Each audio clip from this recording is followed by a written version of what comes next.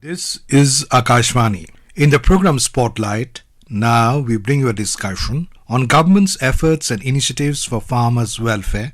The participants are Professor Ramesh Chand, member, NITI Aayog, and Sonu Sud, anchor.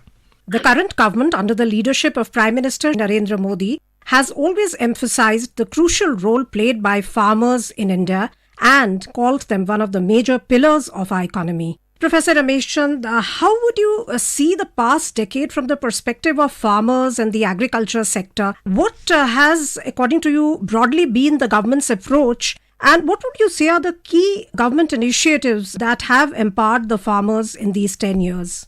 During the last 10 years, a comprehensive approach toward agriculture sector has been started rather than dealing with the small things. And you see something credible done on price front, on infrastructure front, and in terms of direct benefit to farmer, in terms of subsidies and overall investments. So one can go one by one, like if you take 13, 14 or 12, 13, you will find that the benefit of MSP was accruing only to restricted crop and restricted states. But you just find that over time, now rice and wheat are procured from more than a dozen states. Similarly, quantity of pulses is procured, oilseeds are procured, nutri cereals are also procured. So it spread beyond the states where it was concentrated to go to large number of states. Wherever state government was playing active role, center extended assistance for procurement for implementation of minimum support price. In terms of commodity also, it did not remain confined to rice and wheat and cotton. As I already mentioned, that now you find very large number of crops are being procured.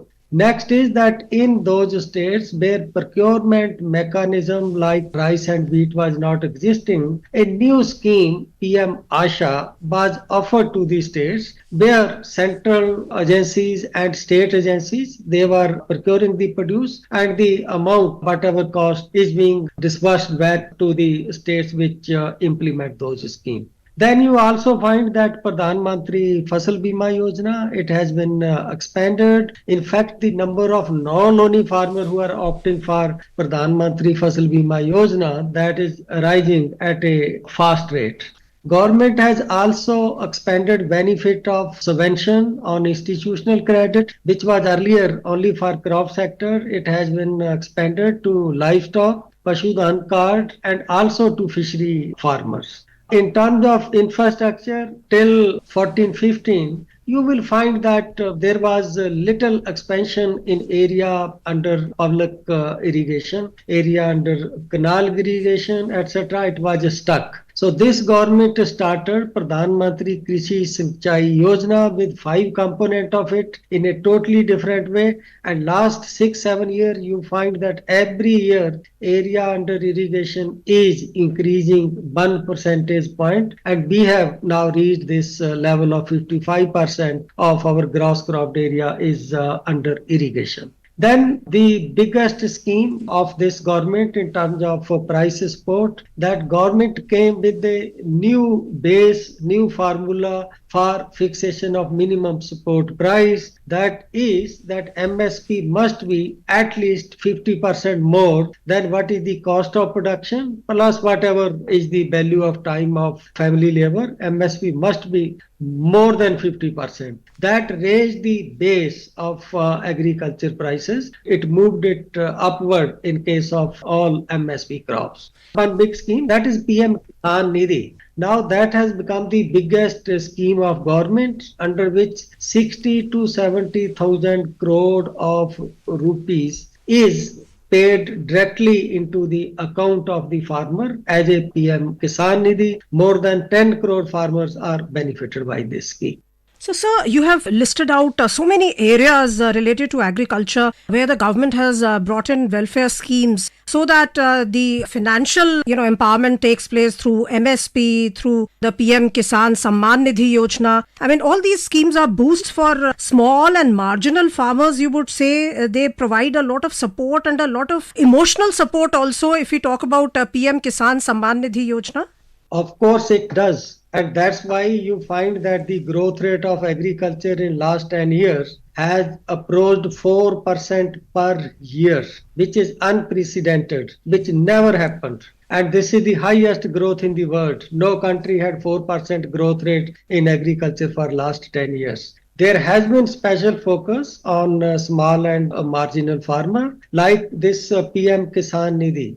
Whether you own 1 acre of land or 20 acre of land, you are given same support. That speaks of that to make number of farmer as a basis for giving this support rather than making area as a basis for giving support. Speak of the concern for the farmer that 1 acre farmer will also get 6,000 rupee, 20 acre farmer will also get 6,000 rupee. So this in a way, I would say that paying attention to equity. That government also protected small farmer, medium, and of course large also by absorbing increase in prices of fertilizer, which happened after Ukraine war, which happened because of some global disruptions. So large amount of increase in prices of fertilizer, DAP, P&K fertilizer, even urea was absorbed by the government. So government has been prompt in monitoring what is the global situation, what is the domestic situation. Then promptly action is taken to see to it that the farmer do not face shock and they are helped in a proper way. Sir, talking of fertilizers, you also feel that the government has, through the use of soil health cards, it has ensured balanced use of fertilizers, economic use of fertilizers, very targeted use of fertilizers?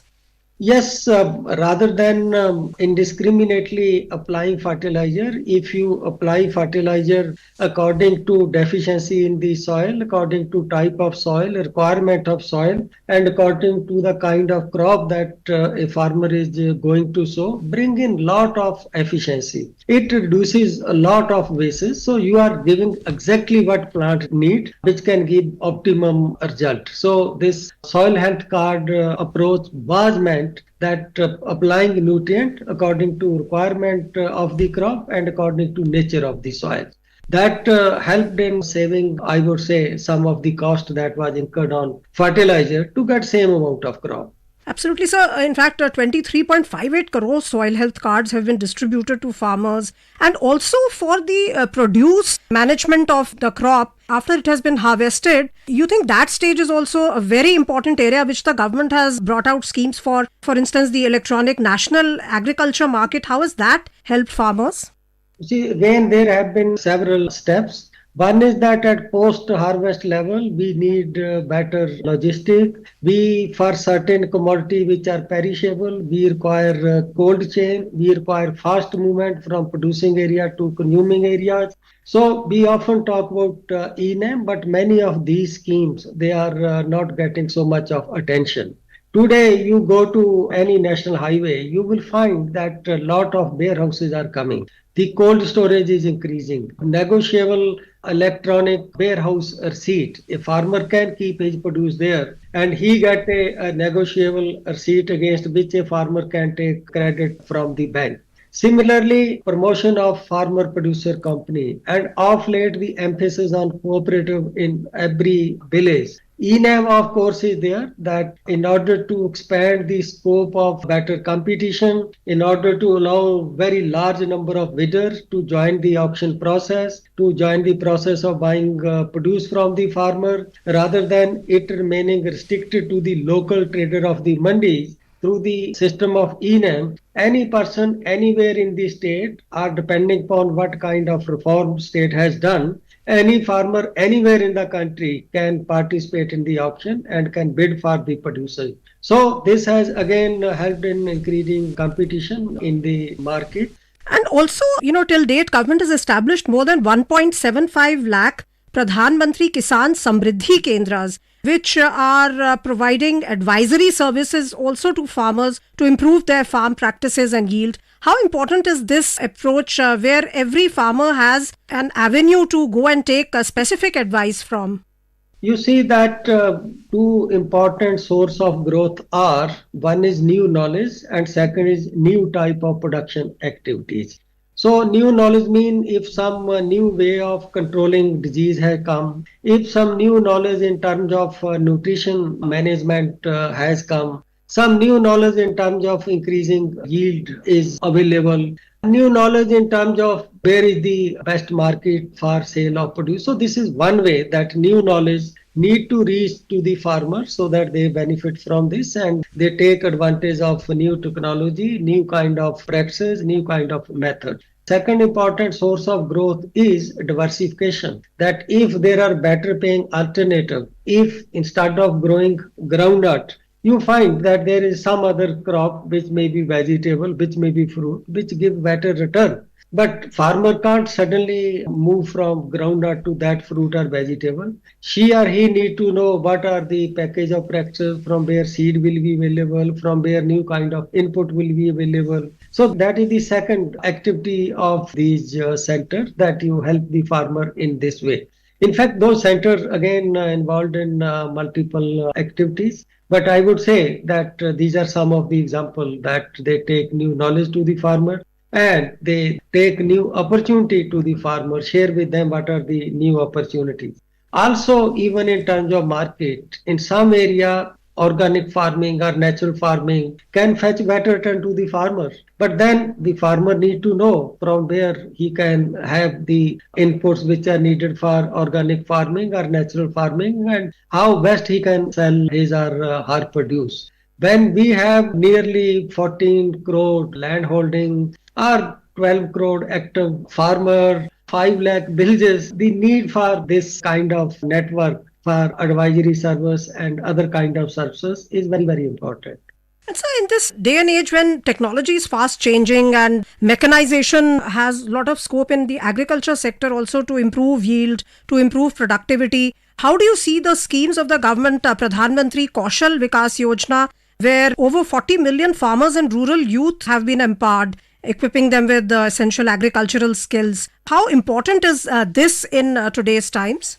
You see, we have Agriculture Skill Council of India, which is part of this Pradhan Mantri Kaushal Vikas Yojana. That is, of course, happening in so many ways. Other than that, capacity development at Krishi Vigyan Kendra, at state level training center, agriculture universities, all those things are going on. But along with these, you might have heard that if we are able to have some gain through drone, so government is providing, creating, facilitating environment in terms of improving skill of people who can operate drone, particularly Nari Shakti, that so many women will be trained in operating drone. Similarly, promoting drip irrigation. Similarly, promoting sensor-based application of input and irrigation. So along with the knowledge, this new kind of investment, new kind of equipment, new kind of assets which are needed. So that is also going on. You just find that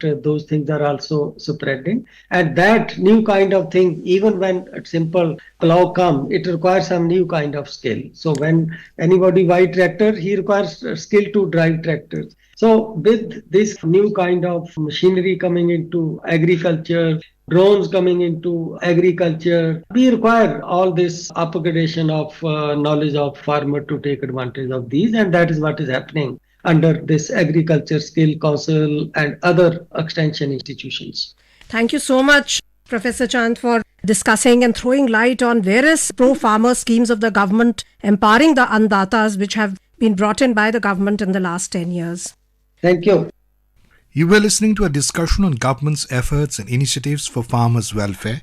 The participants were Professor Ramesh Chand, member, NITI Aayog, and Sonu Sud, anchor.